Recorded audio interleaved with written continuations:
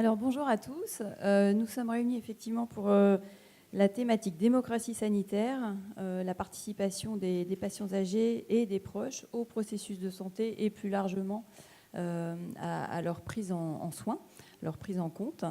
Donc hier, on a bien appréhendé les différents aspects qui vont nous guider pour traiter le sujet ce matin.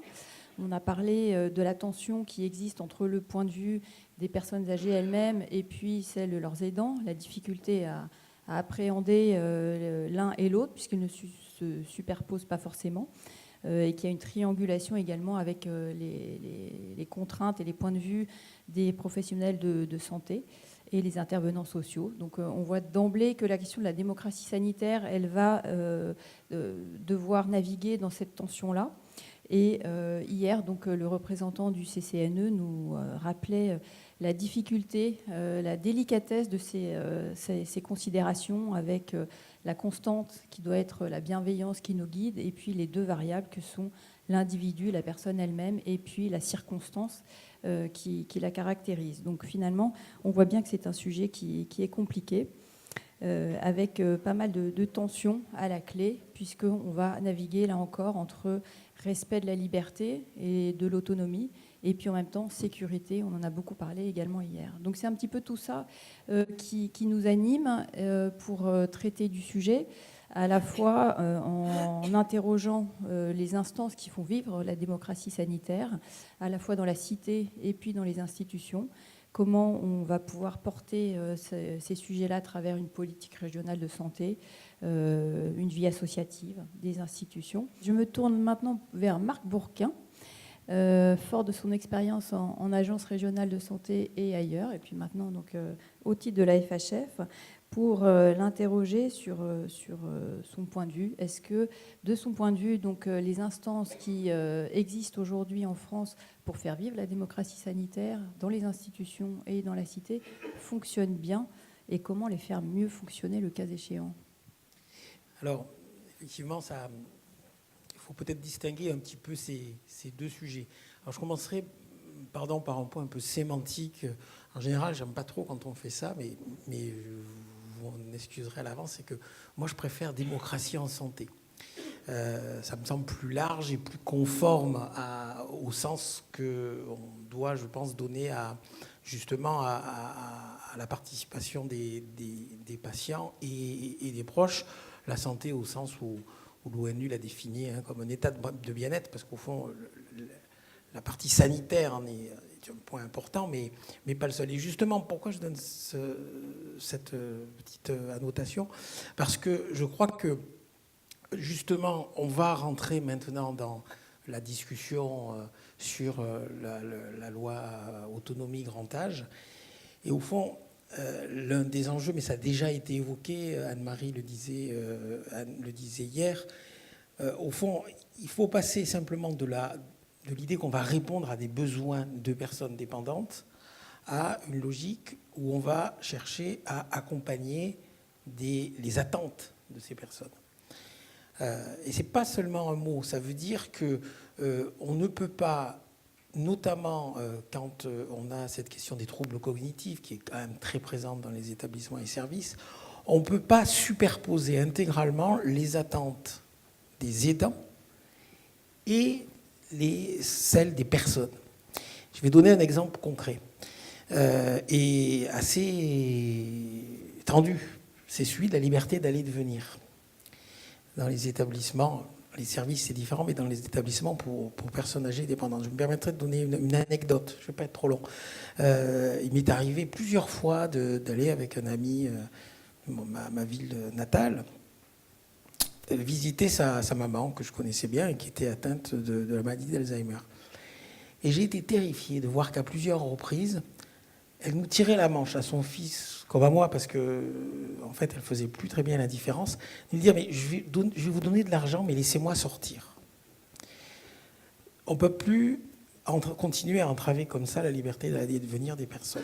Ça veut dire qu'il faut, derrière, mettre d'une certaine manière à distance cette volonté qu'on peut comprendre des familles, des aidants, de dire la sécurité d'abord, parce qu'implicitement, c'est ça qu'il y a derrière ça.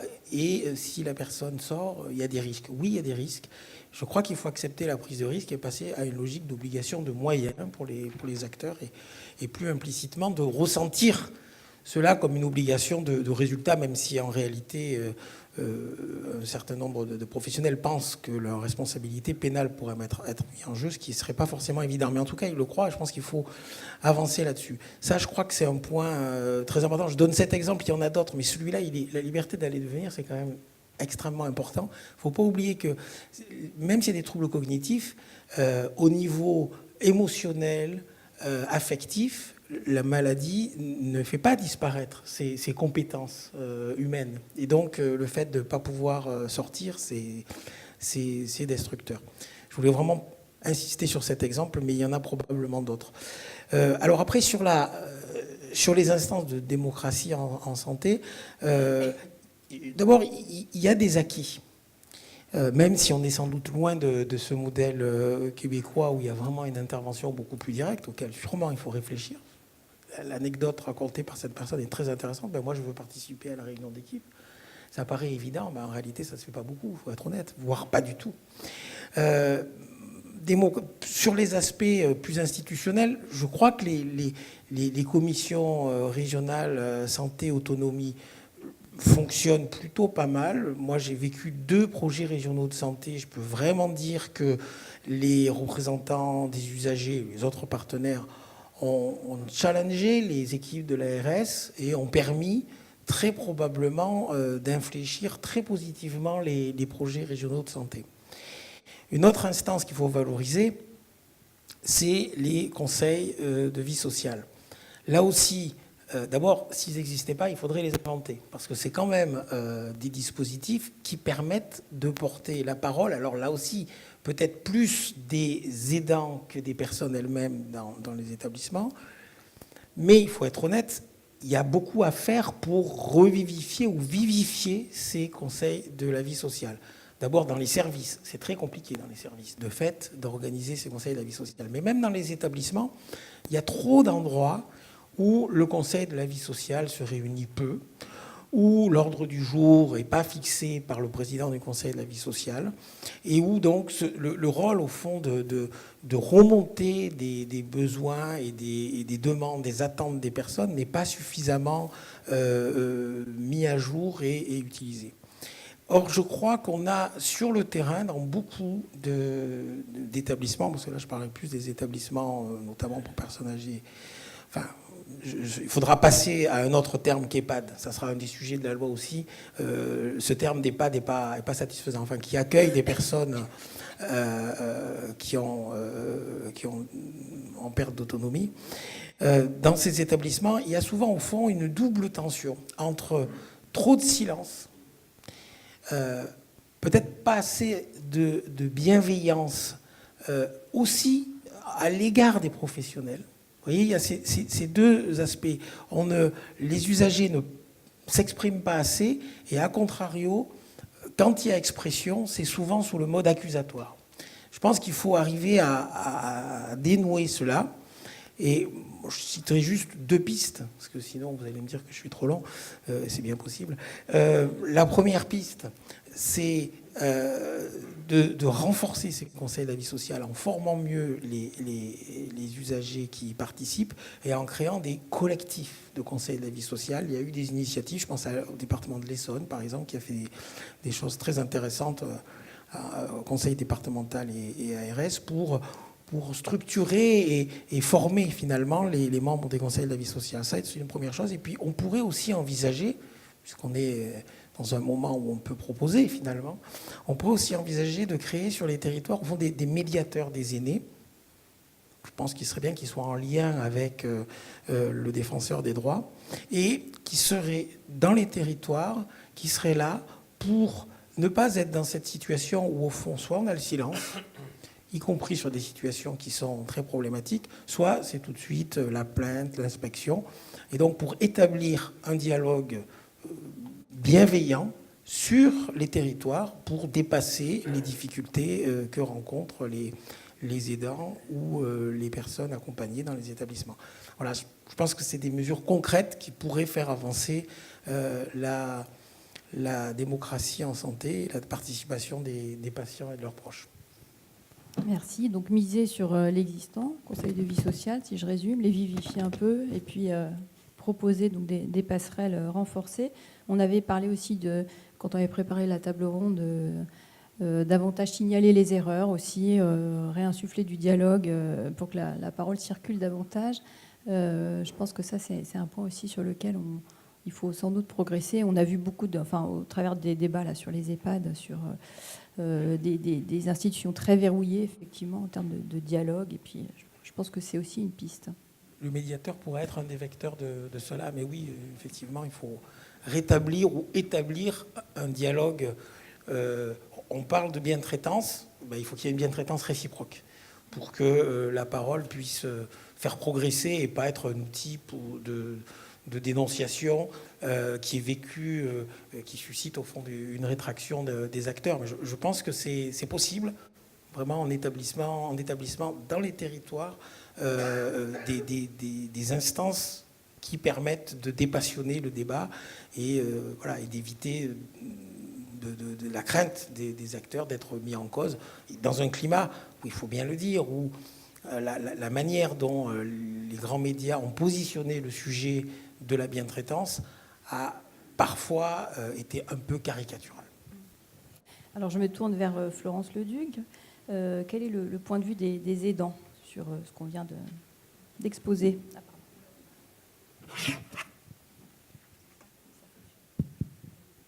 Bonjour à tous. Alors c'est difficile de parler du point de vue des aidants, parce que les aidants, c'est 8 300 000 personnes. Donc ça fait beaucoup de monde. Et quand on dit les aidants, on a l'impression de parler de tout le monde, mais les réalités des uns et des autres sont extrêmement diverses. Sur cette question de la participation, voilà, je pense, comme vous, Monsieur Bourquin, on est loin du compte encore. Hein. On est loin du compte. C'est pas tout à fait culturel.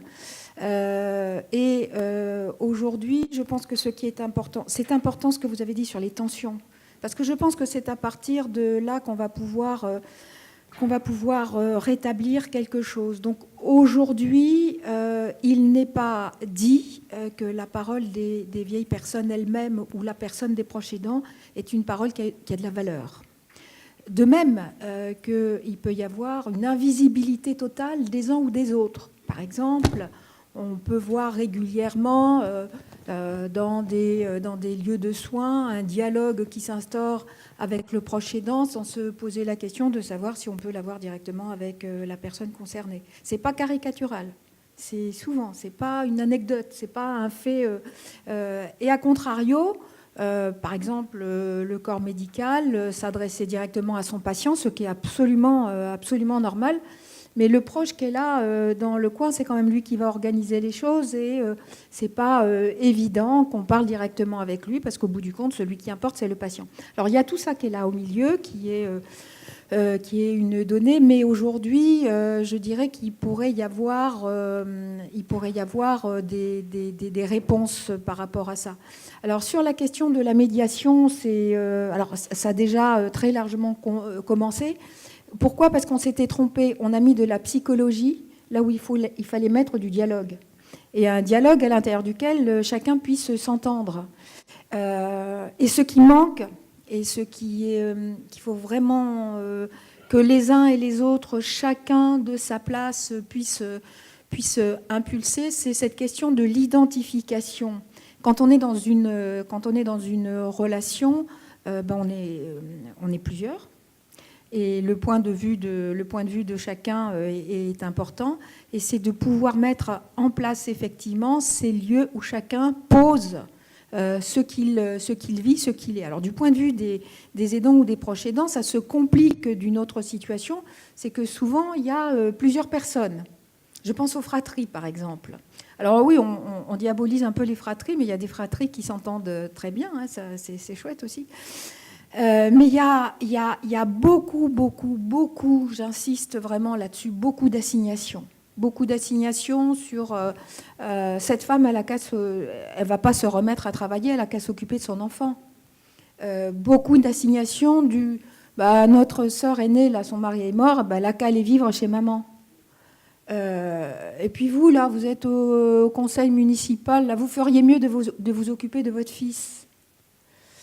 Et il y a une machine à produire de la morale, moralisante, assignante, qui dit aux gens ce qu'ils ont à faire.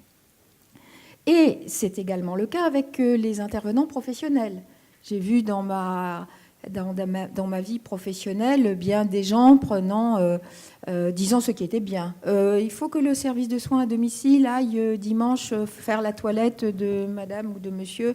Sa fille, elle a qu'à y aller. Oui, mais elle habite à 200 km. Il y a, et je le dis parce que c'est très lourd, c'est hyper présent. L'autre jour, j'étais dans un petit village à la campagne et il y avait une dame qui disait, voilà, j'ai dû, c'est naturel, c'est le devoir. Je lui dis, mais ça a l'air très très lourd. Vous êtes sûr que vous vouliez le faire ? Non, mais tout le monde me disait que je devais. Et voilà, j'attire l'attention par rapport à ça. Mais pendant le même temps, il y a des apprentissages. Le premier apprentissage, c'est cette question de l'identification. Dans une relation, on va dire à 3, même si on peut être un petit peu plus de 3, c'est s'identifier. Je suis le proche aidant, je suis le fils, la fille, l'époux, l'épouse. Et voilà ce que je comprends de notre collaboration. Je suis l'intervenant professionnel, voilà ce que je peux faire en complémentarité avec vous, etc. Et ce manque d'identification, ce brouillage des genres sur tout le monde est tout et tout le monde parle de tout en même temps, c'est ce qui aujourd'hui fait que la question de l'aidance est devenue compliquée parce que tout le monde se mêle de tout et personne ne raconte à l'autre qui il est, ce qu'il fait. Alors les bonnes nouvelles, c'est l'arrivée massive de la médiation qui permet de poser sur la table. Alors je vous dis ça alors qu'en 1980, je faisais déjà des tables rondes avec les proches, les vieilles personnes et les intervenants professionnels. Et voilà, il n'y a que ça. Hein. C'est s'identifier, c'est dire ce qu'on fait, dans quelle alliance on peut se retrouver. Comment faire baisser les tensions ? C'est important ce que vous avez dit sur les tensions. Hein. C'est hyper présent. Transformer le vocabulaire. Ça m'a beaucoup touché ce que vous avez dit de cette vieille dame qui vous graissait la patte pour qu'elle puisse sortir. Et c'est de transformer...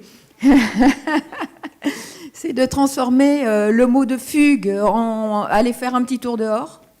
Quand moi je vais aller acheter mon pain, on ne me dit pas que je fais une fugue pour aller à la boulangerie, mais on le dit des personnes qui osent juste sortir de chez soi ou de l'EHPAD. Il y a des solutions maintenant pour permettre aux gens de sortir de chez eux, alors tout seul ou accompagnés. Il y a les petites montres qui, sans être trop agressives, peuvent dire je vais le retrouver dans sa forêt. Il était garde forestier, tous les jours je vais le chercher là où ça commence à... Il y a des choses, il y a de l'intelligence, il faut y aller. Et puis, il y a les groupes de travail. Je pense aux questions de l'éducation thérapeutique, où aujourd'hui, dans les programmes d'éducation thérapeutique du patient, on peut y aller avec le proche aidant et on peut regarder également qui fait quoi là-dedans sans instrumentaliser le proche aidant qui jamais ne doit devenir la variable d'ajustement par rapport à l'existence de services sur le territoire. Les aidants, non, ce ne sont pas ceux qui doivent se coller à faire tout du sol au plafond, la toilette intime, les soins. Ça s'organise, ça se raconte, ça raconte qui est qui et qui fait quoi, et comment à l'intérieur de ça, la personne, et là on est en train de parler de personnes âgées, va se retrouver à l'intérieur du dialogue où on va quand même lui expliquer ce qui se passe, qui est qui fait quoi, quelle est sa volonté, si elle est en capacité de répondre à cet item qui est un item qui lui est imposé. Elle va le parler autrement, par un autre langage. Quand j'étais plus jeune et que les gens tombaient tout le temps quand on leur avait imposé le maintien à domicile, on appelait ça le langage des chutes. Et effectivement, mais il y a d'autres manières de le communiquer.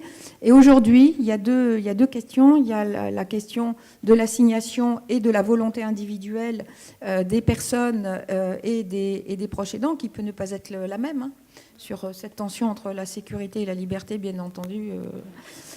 Ça se rencontre pas toujours. Et il y a aussi à mettre en œuvre cette reconnaissance de ce que peuvent porter les proches aidants.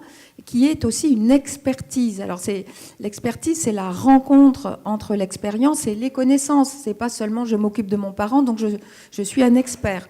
Et je pense que plus le temps passe et plus on est sur, on pose sur la table des choses qui vont permettre aux uns et aux autres de pouvoir s'emparer des sujets, de pouvoir être extrêmement vigilant à la confiscation de la parole des vieilles personnes par les professionnels et par les proches aidants, et à contrario, que les vieilles personnes puissent aussi entendre le besoin de sécurité des proches aidants, parce que voilà, ça se raconte, ça se rencontre, c'est pas juste je dois, c'est le devoir à n'importe quel prix, c'est on se raconte les conditions dans lesquelles les uns et les autres on va pouvoir cheminer pour mettre en œuvre cette meilleure sécurité, cette meilleure participation, ce meilleur dialogue. Et je pense que c'est important de dire aux gens que tout est à poser tout le temps sur la table pour qu'on se le raconte ensemble et que chacun puisse œuvrer dans sa juste place. Et dans cette justesse-là, il y a ce que disait cette dame, c'est de s'imposer là où on a à être, pas pour embêter les gens, mais pour apporter sa contribution. Et je pense qu'il faut que le message passe davantage.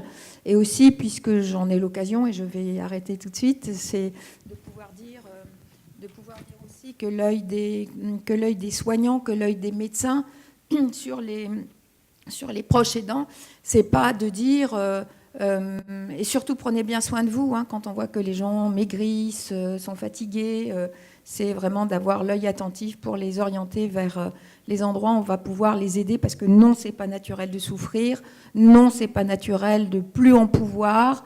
Non, c'est pas naturel de perdre la santé, le sommeil, de maigrir, de plus avoir de vie sociale, voire d'abandonner le travail. On vit comment après quand on a abandonné le travail? Et c'est tout cet œil attentif aux autres qui va faire qu'on va gagner la bataille de la démocratie. Alors, je me tourne vers Jean-Jacques Coiplet pour savoir comment une agence régionale de santé peut étayer, en fait, et puis aider à tendre vers cet objectif de démocratie sanitaire. Nous avons sur le chemin de la transformation de notre système de santé, qu'on soit au niveau national ou au niveau régional, beaucoup de virages à prendre. Certains sont pris, mais d'autres sont en perspective. Le virage inclusif, le virage ambulatoire, le virage de la prévention, le virage de la qualité. Et puis il y a surtout et avant tout le virage de comment chacune et chacun d'entre nous sommes acteurs de notre parcours de vie, dans un équilibre entre droit et devoir, mais au moins la capacité que nous avons à un moment donné peser sur notre parcours de vie. Et pour les personnes qui à un moment donné de leur vie vont exprimer des fragilités, pouvoir vivre chez soi le plus longtemps possible. Et Marc Bourquin l'a dit, je pense que notre démocratie en santé, depuis 20-25 ans, elle est vivace, réelle dans notre pays. Mais ne sommes-nous pas encore trop dans une démocratie représentative, et comment passer aujourd'hui à une démocratie qui soit plus participative? Notre démocratie représentative, elle est vivace dans chacune des régions à travers... moi, j'ai fait la liste, elle est très longue. La conférence régionale santé-autonomie, les conférences territoriales de santé, les commissions de conciliation, la capacité aussi qu'ont les patients à dire les choses à travers les plaintes, les réclamations, les indices de satisfaction, les questionnaires de satisfaction, la représentation des usagers dans les conseils d'administration, dans les conseils de surveillance, à travers les associations qui les représentent, que ce soit les personnes elles-mêmes ou leurs aidants. Donc cette démocratie en santé, c'est aussi une marque très forte de notre pays et de notre territoire. Mais au fond, comment on pourrait accélérer un peu cette démocratie en santé très représentative, au fond où les personnes sont présentes ès-qualité, finalement j'interviens encore plus directement. Alors on a beaucoup d'actions qui aujourd'hui se déroulent dans chacun des territoires, les pères aidants, les patients experts, les patients qui commencent à intervenir dans les processus de formation, mais je pense qu'on pourrait aller plus loin. Et je vais vous livrer quelques pistes qui me sembleraient être de nature à permettre de voir comment on pourrait accompagner ce mouvement de la représentativité à une démocratie qui soit un peu plus directe et participative. Nous déjà, en ARS Pays de la Loire, On s'est donné un concept assez simple, c'est l'acronyme KIP, Q-U-I-P, qualité, avec et pour les usagers, le I de l'innovation et de l'inclusion et le P de la prévention. Ça veut dire très concrètement que je n'engage pas ou je n'engage plus l'Agence régionale de la santé avec mes partenaires, sous une forme diverses et variées, en matière d'autorisation, en matière de contractualisation, en matière de régulation, si à un moment donné, il n'y a pas au moins une action réelle, concrète, c'est encore mieux s'il y a les 4, qui permet de nous assurer que la qualité, la présence, le rôle et l'action directe des usagers, l'innovation et la prévention ne sont pas au rendez-vous. C'est très simple, mais ça permet à un moment donné d'accompagner ce virage, ce mouvement où on souhaite, on espère que chacun d'entre nous puisse être un peu plus acteur de ce parcours de santé. Et je pense qu'on pourrait aller encore plus loin dans la gouvernance, dans la contractualisation, dans la relation plus directe, dans le patient ou la personne accompagnée, véritablement partenaire, acteur de ce parcours de santé. Une anecdote, j'étais il y a quelques temps en Mayenne, où ce territoire très engagé va être reconnu territoire 100% inclusif. Donc là, on est vraiment dans la notion de, ça y est, hein, on essaie de faire en sorte que c'est le droit commun qui l'emporte, même si parfois il faut être accompagné. Et nous nous sommes posé la question de la gouvernance. Et très rapidement, un tel dit, ben non, ça doit être le préfet, tel autre, ah non, le DG de l'ARS, tel autre, le conseil départemental ou tel organisme public qui devra être en quelque sorte l'instance de pilotage, la présidence de la pilotage. Et à un moment donné, autour de la salle, il y a une petite voix qui s'est élevée et qui a dit, mais au fond, pourquoi ça ne serait pas tout simplement une personne vivant avec un handicap qui deviendrait le président, l'acteur, l'animateur du comité de pilotage. Et je peux vous assurer que les premières réactions ont été un peu de recul en disant mais non, c'est pas possible, comment on peut accepter que nous financeurs, nous régulateurs, nous impulseurs de telle ou telle politique, on pourrait confier. Et pourtant, c'est la question qui doit se poser, c'est-à-dire la capacité qu'on puisse à un moment donné laisser la place, mais vraiment, hein, en termes d'impulsion, d'animation, de coordination d'un certain nombre de dispositifs. Et je pense qu'on y gagnerait tous en considérant que finalement, si l'enjeu c'est comment améliorer ce parcours de vie, eh bien, finalement, les régulateurs et les offreurs sont autour de la personne et de leurs aidants pour agir. Deuxième élément, la contractualisation. Aujourd'hui, la contractualisation, elle est très institutionnelle, c'est-à-dire que dans les contrats locaux de santé, dans les CEPOM, dans les chartes, dans les conventions, ce sont des institutions qui s'engagent. Et bien entendu qu'il faut le maintenir, parce qu'il y a une part de coordination de la représentation, soit par les élus, soit par des représentants de l'État, soit par d'autres organismes publics. Mais qu'est-ce qui empêcherait demain que dans un contrat local de santé, un CEPOM, une convention, une charte, à un moment donné, nous nous assurions que l'usager ou ses représentants, parce qu'après tout, il faut trouver l'équilibre entre démocratie représentative et participative, puissent être un donneur d'avis obligatoire, voire un signataire. Troisième axe, je pense que nous avons tout à fait à gagner, et on le voit bien au Québec, mais je pense que dans notre pays, ça va commencer à apprendre sur le fait que des personnes accompagnées, quel que soit leur âge, des patients, puissent être aussi un peu plus moteurs de la formation des étudiants et des partenaires de santé. Pourquoi aujourd'hui n'y a-t-il pas dans les jurys de sélection des usagers ? On peut se poser la question. Aujourd'hui, les jurys de sélection sont composés de professionnels de santé, jamais d'aidants ou de représentants d'aidants ou d'usagers. Ou en tout cas, ça va devenir. De la même façon, et vous le savez, commence à intervenir dans les universités, en région et partout dans nos territoires, des patients formés, qualifiés, qui donnent aussi leur point de vue à nos futurs professionnels de santé. Donc là, il y a un enjeu qui apparaît extrêmement important. Et puis enfin, dans cette relation singulière avec les soignants, les accompagnants, et au-delà même de l'avancée apportée par la loi du 2 janvier 2002 sur les contrats de séjour, sur la capacité d'écouter l'histoire d'une personne qui vient dans un établissement, sous quelle forme aujourd'hui la personne ou la vieille personne, ou la personne âgée, je ne sais pas comment on va le dire, mais enfin chacune et chacun d'entre nous qui à un moment donné peuvent être exposés à des fragilités, vont pouvoir être encore un peu plus acteurs de leur parcours. Dans les rencontres des équipes pluriprofessionnelles au niveau des acteurs de santé, dans les RCP, dans la capacité à pouvoir agir, et même si on perd ses capacités cognitives. Parce qu'il y a un dernier point sur lequel je voulais insister, c'est finalement comment, pour une personne qui perd ses compétences, comment elle peut intervenir. Je pense que, quelle que soit la capacité de la personne, et bien entendu que la dynamique de médiation peut être un facteur qui va aider à exprimer.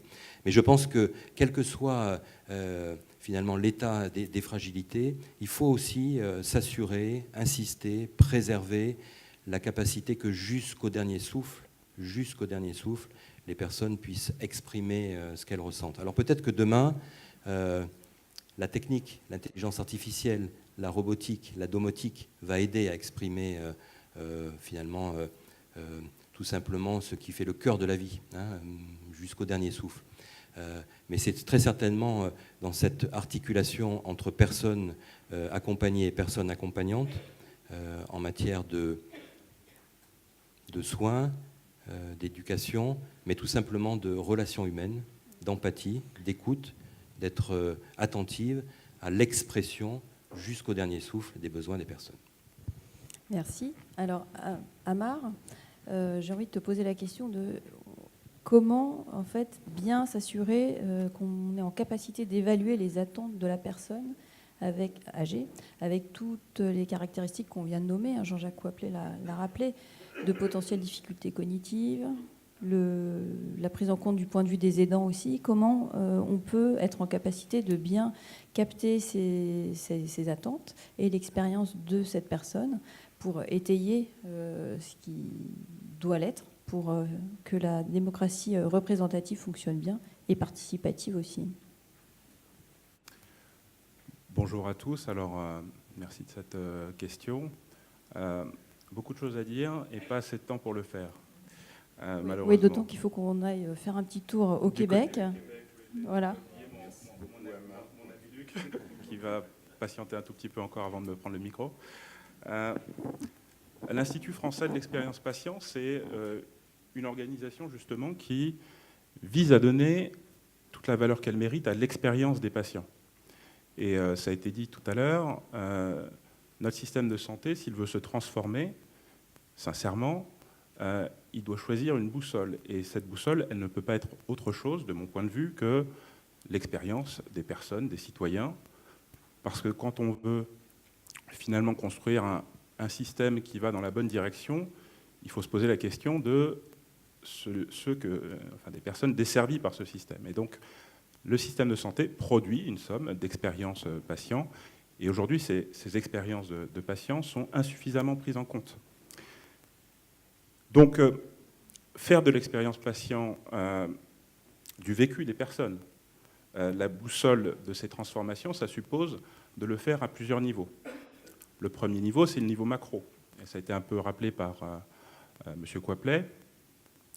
Transformer l'organisation du système de santé tout entier, ça peut aussi se faire en adoptant la perspective des patients, notamment à travers la démocratie représentative sur laquelle il faudra revenir parce que, juste d'un mot, il y a une petite vigilance à avoir sur la capacité du système à fournir aussi ses usagers, ses représentants des usagers qui vont participer à toutes ces sollicitations qui existent aujourd'hui. Ça va certainement dans le bon sens, ça part d'une bonne intention, mais dispose-t-on aujourd'hui en compétences et en quantité de suffisamment de gens pour participer à la gouvernance de l'ensemble du système?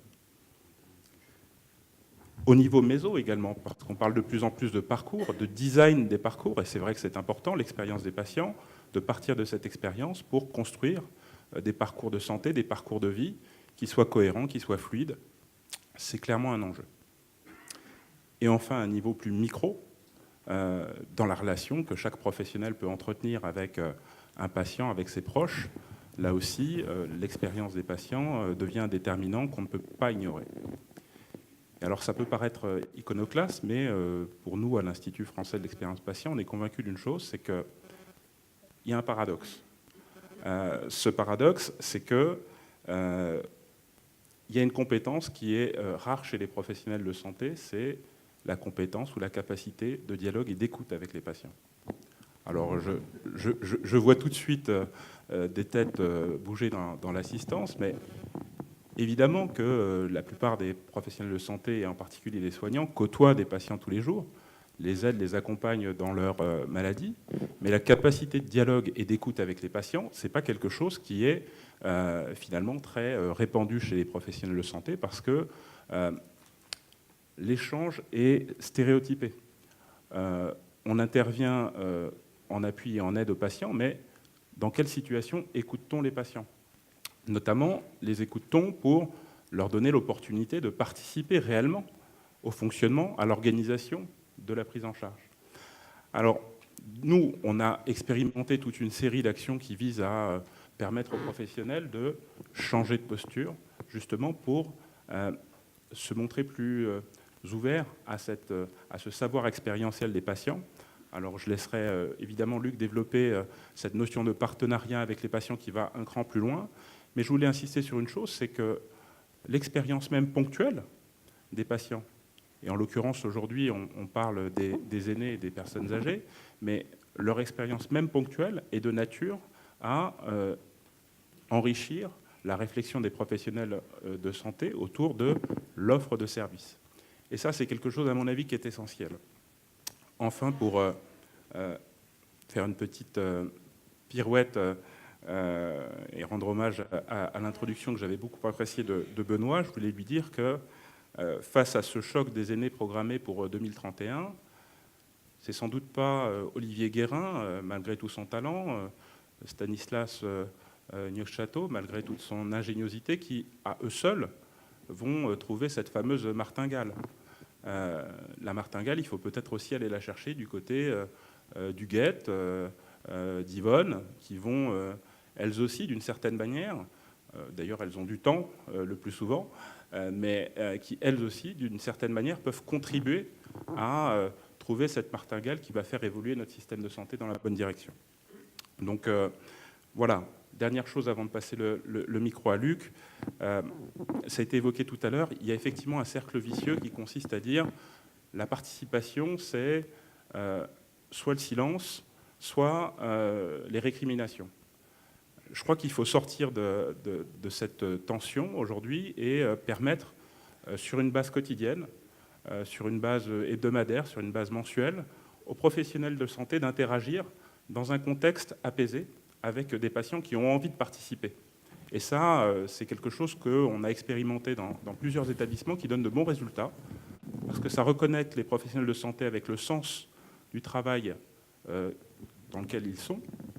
Et ça permet aussi aux patients et aux personnes de ressentir la considération apportée par le système de santé. Et donc, on peut échapper à ce diptyque plainte ou silence.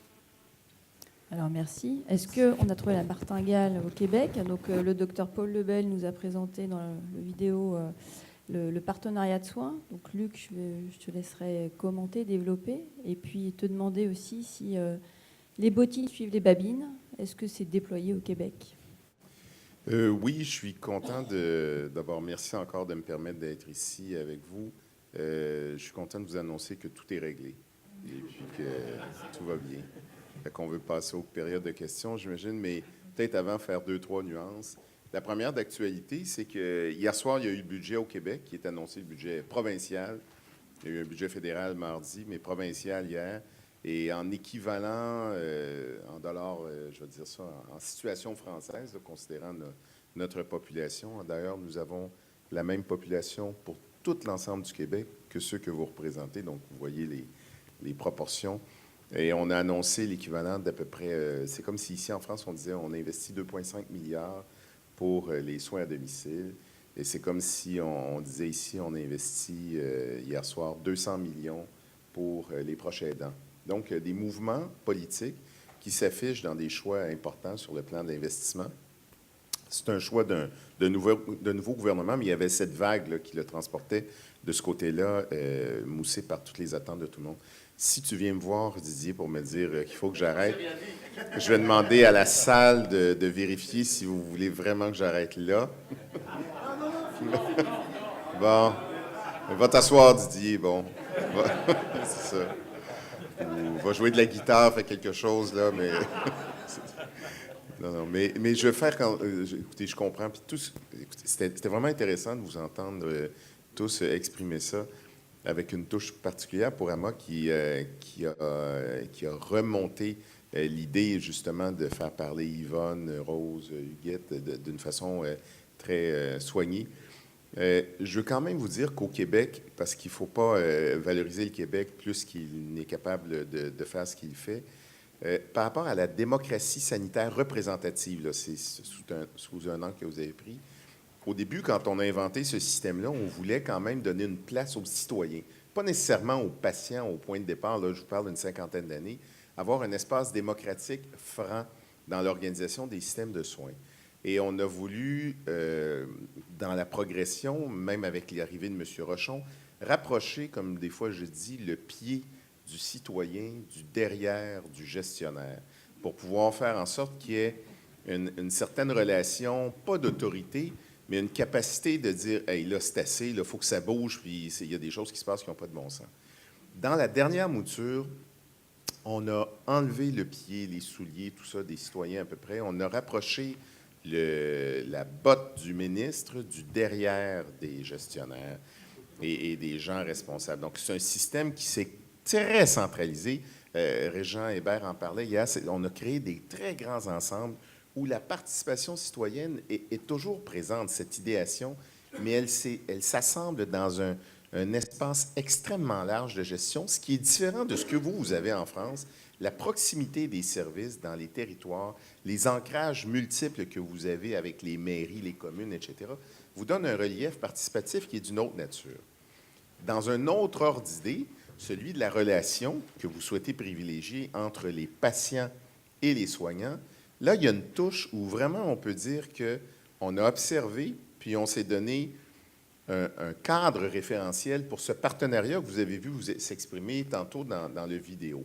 Et la dame, justement, Mme Fournier, elle s'est retrouvée aussi à l'INES, que je dirige, dans l'exercice d'une analyse d'un continuum de services personnes âgées et proches aidants. Et leur participation était extrêmement importante et valorisée, puisqu'on avait besoin de ces points de vue-là. Donc, cette mouture-là d'un partenariat avec le patient, qui n'est pas, et je me répète, c'est pas de le consulter puis demander, finalement, qu'est-ce que vous avez, puis qu'est-ce que vous voulez. C'est pas de le faire collaborer seulement, c'est un partenariat. Donc, c'est vraiment avec l'idée de dire, il est un participant entièrement actif, ou ses proches aidants, dans le choix des choses. Pas de dire, vous avez un myélome multiple, est-ce que vous voulez qu'on vous donne du Revlimid ou de la dexaméthasone? C'est pas ça, là. C'est, vous avez un myélome multiple, voici ce que ça veut dire, voici ce que ça implique, voici les étapes, qu'est-ce que vous voulez là-dedans, comment vous voulez ça, etc. Et de pouvoir accompagner ça avec, oui, des gestionnaires de cas lorsque nécessaire, mais avec ce partenariat, qui est très bien dit, mais qui n'est pas nécessairement actualisé sous tous les reliefs. Ça va de soi, il y a beaucoup de choses à faire. Il faut reprendre ça au niveau de la formation, même que vous mentionniez ça. La formation, peut-être pas aller jusqu'à la sélection des gens, mais votre idée n'est pas mauvaise non plus. En tout cas, elle n'est pas exclue. Mais c'est tout ce mouvement-là dans lequel nous sommes embarqués, mais qui n'est pas encore complètement, je vais dire, étatisé. Il y a une touche supplémentaire, je vois que le temps a dépassé, mais il y a cette question on a parlé hier de gouvernance clinique. Donc, ce n'est pas le lieu de gouvernance au niveau de l'organisation entière des services. Là, il y a une proximité à avoir et un véritable partenariat. C'est bien prescrit dans cet espace de cadre de référence. Mais dans l'exercice d'une gouvernance clinique plus adaptée à une logique de programme ou de projet ou d'exercice plus complet sur une trajectoire de service, là aussi, il y a une participation des patients ou des proches aidants à avoir. Il y a cette différence entre les citoyens et les patients, bien sûr, qu'on voit sous l'exercice soit démocratique ou participatif. Donc, cette mécanique-là, elle est en route. On n'a pas, nous, un institut pour le patient partenaire. On a des écoles de formation à l'Université de Montréal qui donnent beaucoup, qui nous aident beaucoup, mais il y a cette instruction maintenant qui est ciblée et qui est demandée à tous les établissements partout d'absorber ça avec une direction responsable de la qualité, etc. Je ne veux pas rentrer dans ces détails-là. Mais enfin, il y a une route qui apparaît intéressante, qui est incomplète, mais qui est certainement inspirante. Donc, merci. C'est parce que je vois le temps là, et je n'ose pas... Alors, merci Luc. Merci en tout cas à tous. Merci On à peut tous. les applaudir.